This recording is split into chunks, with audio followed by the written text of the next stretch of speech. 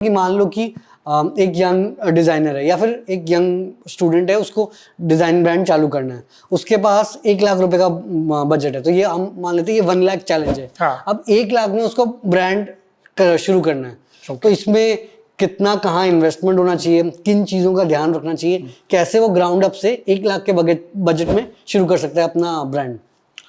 सो अर्नब, ये मैं हर बार अपने रील्स में भी बोलता हूँ अपने व्यूअर्स को कि ब्रांड शुरू नहीं करना होता, ब्रांड चलाना होता है। So you should stop using this terminology कि मुझे ब्रांड शुरू करना है। तो शुरू करने के बाद क्या होगा, उसके बाद उसको चलाना है। तो आपको हमेशा ये करना है कि मुझे अपना ब्रांड चलाना है। तो अब आपका जो 1 लाख रुपए का चैलेंज है, उसको हम समझते हैं कि 6 महीने तक आपके पास पैसे होने चाहिए ताकि आप अपने ब्रांड को चला सको, सस्टेन कर सको।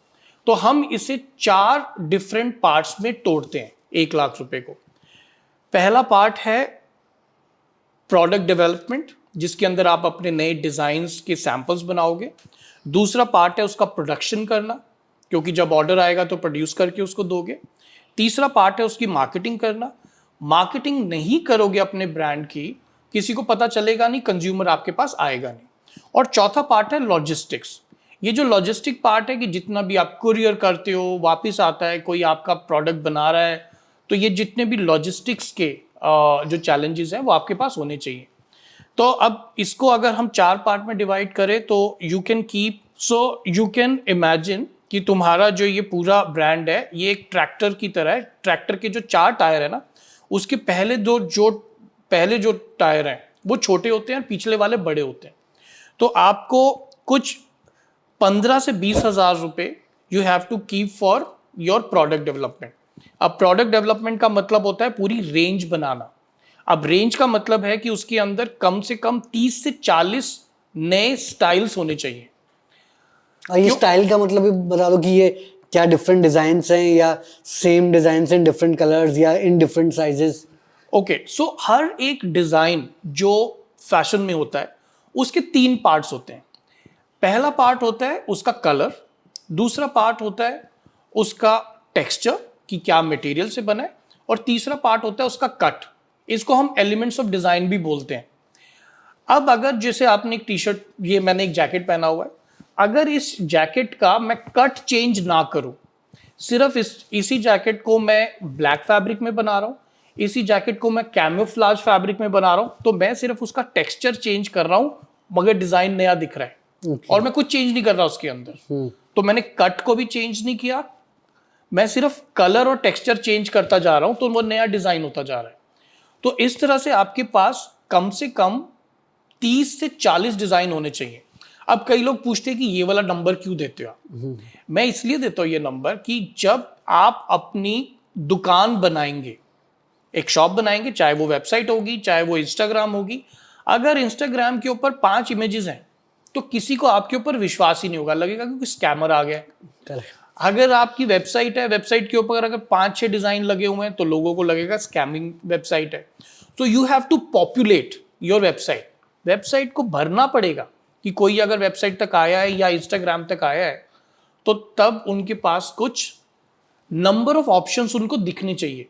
चाहे आप उसके अंदर 30 ऐसे ऑप्शन लगा दो और उसके ऊपर सोल्ड आउट लिख दो, मगर कम से कम दुकान तो भरी हुई होनी चाहिए। तो आधी दुकान अच्छी नहीं लगती। सीरियसनेस दिखता है उसमें। सीरियसनेस दिखता है कि हाँ, this is a serious brand ना। And then when somebody sees your product, वो उसके अंदर एक हंगर आया है, मगर वो उसी हंगर से वो खरीदेगा नहीं, उसको कुछ और चीजें देखेगा, उसके बाद वो चीज खरीदेगा। एक टेस्ट करेगा कि is it worth the money या नहीं, इवैल्यूएट करेगा। जैसे कि ये आपने टी शर्ट लेने गए, अगर सिर्फ आपको ब्लू टी शर्ट दिखता तो शायद आप इसको नहीं खरीदते, मगर जब आपने ब्लू को ब्लैक और रेड के साथ देखा तब आपको लगा कि हाँ, this is the best for me. Correct. So you have to create a range, that is your first investment. So 1 lakh रुपए के चैलेंज में आप उसको 15 से 20 हजार रुपए इसके अंदर, क्योंकि खर्चा बहुत होता है जब आप नया प्रोडक्ट बना रहे होते हो। फिर उसके बाद जो 20 हजार रुपए आपको रखना है कि जैसे कोई मुझे ऑर्डर देगा तो मैं इसकी प्रोडक्शन करके दूंगा, क्योंकि आप शुरू में प्रोड्यूस करके पीसेस नहीं रख सकते। शुरू में सिर्फ आप सैंपल बना सकते हो लोगों को दिखाने के लिए। तो इसलिए शुरू में आप लोगों को ये भी नहीं कहोगे कि 2 days शिपमेंट, आप उसको लोगों को बोलोगे 6 days शिपमेंट, ताकि जैसे ही वो ऑर्डर आए आपने फटाफट उसको बना के देना शुरू कर दिया। इसके बाद जो पीछे के आपके ट्रैक्टर के जो बड़े टायर्स हैं, उसके अंदर एक तो हो गया आपका मार्केटिंग। अच्छा, तो मार्केटिंग का बजट एक्चुअली ये जो आपका इन दोनों से ज्यादा है। अच्छा, क्योंकि सी अभी BOF बिजनेस ऑफ फैशन की रिपोर्ट में आया है कि जितनी भी कंपनीज हैं, फैशन हो चाहे कोई भी कंपनीज हो, वो 60% स्टाफ मार्केटिंग की हायर कर रही है। अच्छा, क्योंकि प्रोडक्ट बनाना बहुत इजी हो गया है, उस प्रोडक्ट को आप दिखाओगे कैसे वो ज्यादा मुश्किल है।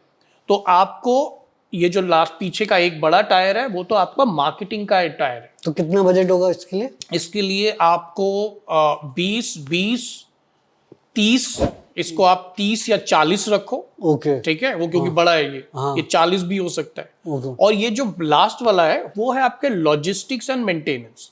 क्योंकि जिस एंटरप्रेन्योर के पास पैसा खत्म हो जाता है ना, उसके सोचने समझने की शक्ति भी खत्म हो जाती है। हाँ, इनफैक्ट 10% पहले ही बंद हो जाता है। बिल्कुल, वो बंद हो जाता है कि अब ये कैसे होगा, तो आप बिजनेस ही ऑपरेट नहीं कर पाते। इसलिए वो जो लास्ट टायर है ना, वो है आपके लॉजिस्टिक्स और मेंटेनेंस का। उसको भी आपको कुछ 30-40 हजार रुपए आपके पास रहने ही चाहिए। और अगर आप कोई चीज अफोर्ड नहीं कर पा रहे किसी टाइम पर, आप प्लीज उसको don't buy that whatever you can't afford. सो इस तरह से 20-20-40, ये कितना हो गया? 80 हो गया। हाँ। तो इसको 35 कर लो, उसको 25 कर लो। तो बेसिकली पहला था डिजाइनिंग हो गया 20,000, प्रोडक्शन हो गया 20,000 40,000, आपका मार्केटिंग हो गया 35,000, एंड बाकी के जो 25,000 है वो आपका लॉजिस्टिक्स एंड मेंटेनेंस। उसको बिल्कुल रखना है, तुम्हारे पास वो रहना ही चाहिए। हाँ।